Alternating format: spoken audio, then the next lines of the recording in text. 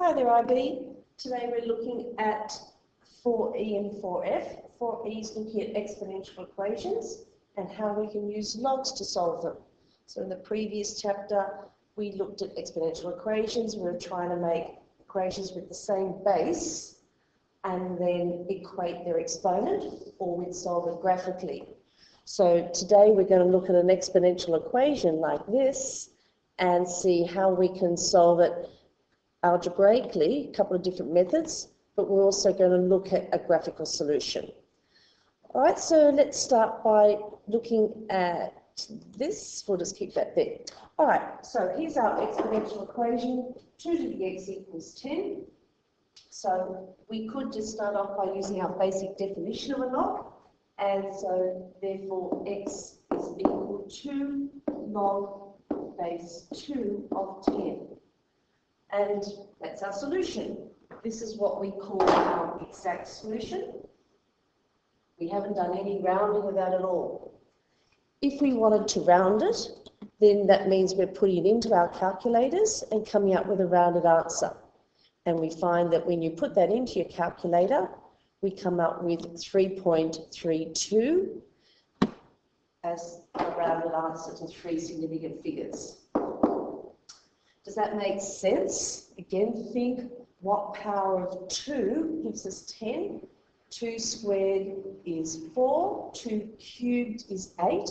So a power of 3 gives us 8. 2 to the 4th is 16. So an exponent of 4 would give us 16. We're in between those two. So our 3.32 does make sense. Another strategy is to take the log, or the natural log, of both sides. So we start off with our 2 to the x is equal to 10. I'm going to leave a space. Then what we can do is take, let's start with taking log base 10 of that. So we take log 2 to the x equals log of 10. Our x, remember, it's that power rule. If that's an exponent in here, we can bring that down the front. So we now have x log of 2 equals log of 10. Divide by log 2. So we have log of 10 divided by log 2. We cannot cancel the 10 and the 2. All right, it's not like a inside a fraction where that becomes log 5. This is log 10 divided by log 2. If it was subtracting log 10 minus log 2, then we could do that division. Log 10, you should have hopefully been thinking, oh, but remember that's base 10 and this is a 10, which means this is the same as the exponent on here, which is 1. So x is equal to 1 over log 2. Again, that's our exact solution. We haven't put anything into our calculator and rounded it. And if you did put it in your calculator, then you'll come up with our answer as we did before. X is equal to 3.32, 3 significant figures. All right, so either method, obviously just using your definition is the easiest, and using your log base 2 as in your calculator. Think about how we do this graphically. What were you thinking? Remember, when we're doing graphically, we're considering 2 different functions. Our y equals 2 to the x. So let's put that in. Passes through 1. Not putting any particular scale. So this is our y equals 2 to the x. We then put in our other function. Y is equal to 10. So you could just put that into your calculator. Let's go green. Here's our 10. So there's the line y equals 10. We're obviously after the point of intersection. And that will be 3.32 to our 3 significant figures. So get your point of intersection on your graph. So x equal to 3.32. So in a calculator paper, You can use either method. You can use algebraic, you don't have to use your calculator, but you could. So whichever's quickest and easiest and you're most confident with. Then the examples get a little bit harder.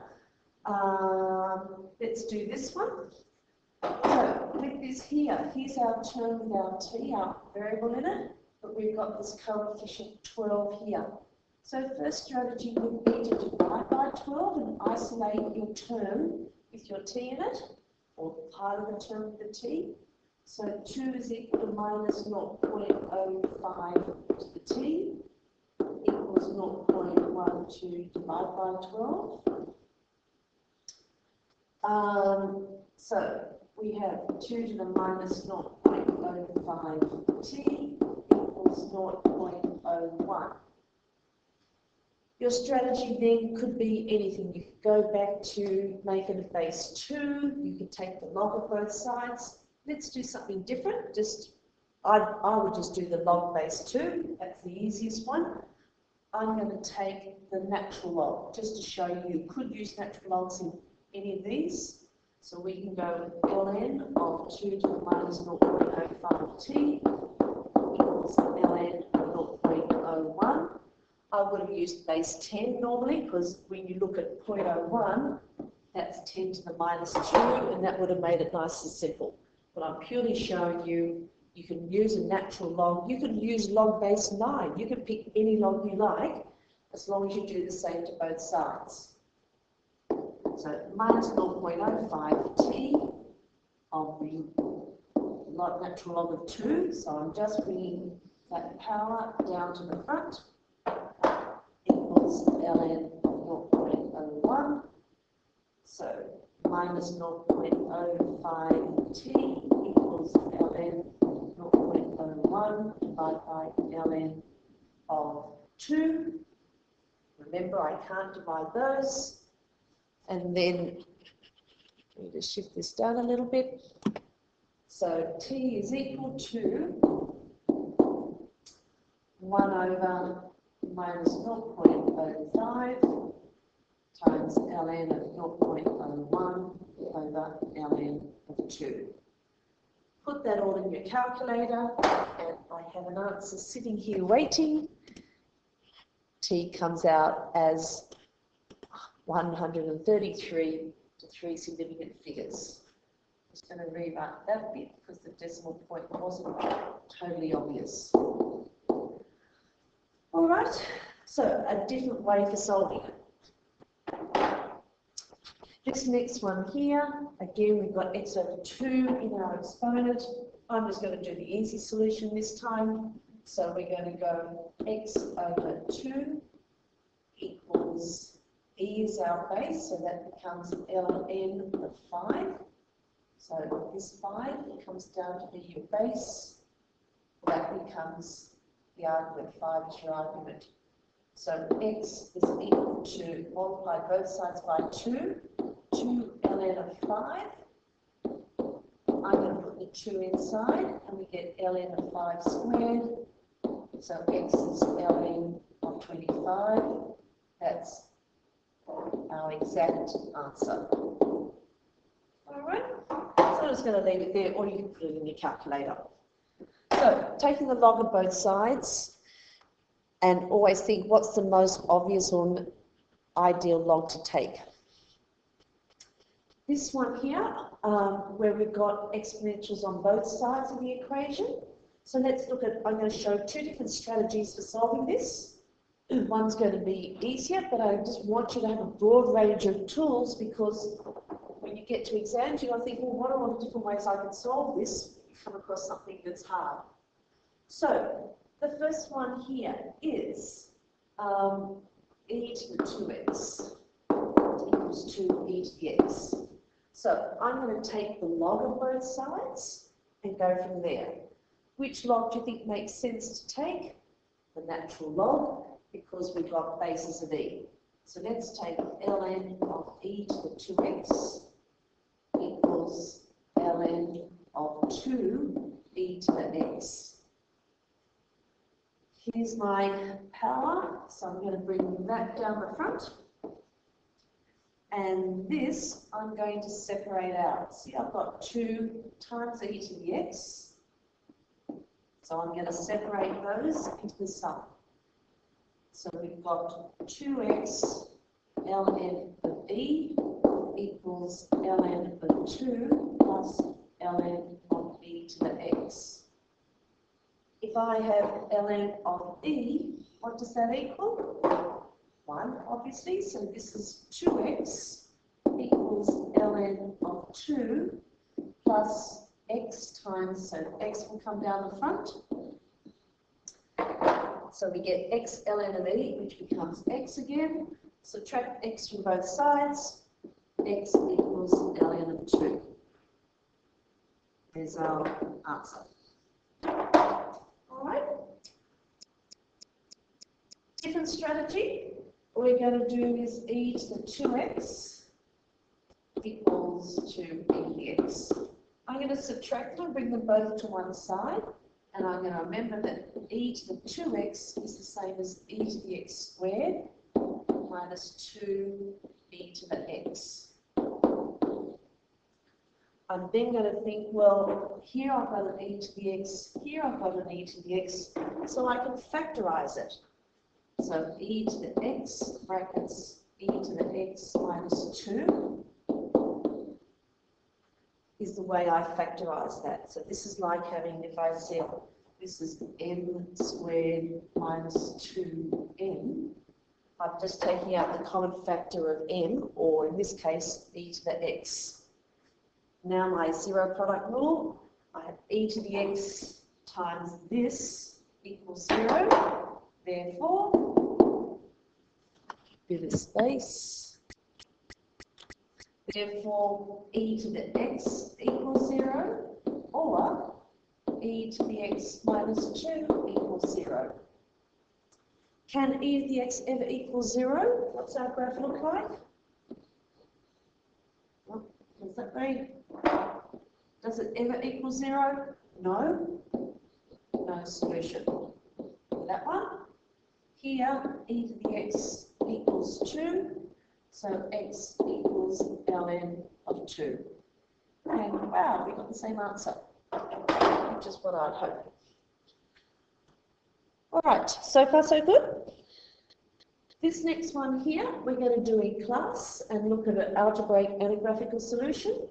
And this one is a bit of an interesting one we're going to look at in class as well.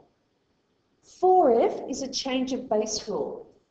This was initially put into these textbooks because the calculators didn't just enable you to choose any base. But now our calculators allow you to put log base 2, log base 8, log base whatever you like. We won't use the change of base rule a lot. There will be cases where you will want to use it, but not a lot of times. So let's see what we mean by this. We want to be able to change something that's written in one base here into a different base if we want to be able to work in a different base. So remember, if we have b to the x is equal to a, then log base b of a equals x. What we're going to do is take the log with some other base c, as long as c is greater than 0, not equal to 1, we'll take log base c of both sides. So we have log base c of, what are we doing? B to the x is equal to log base c of a.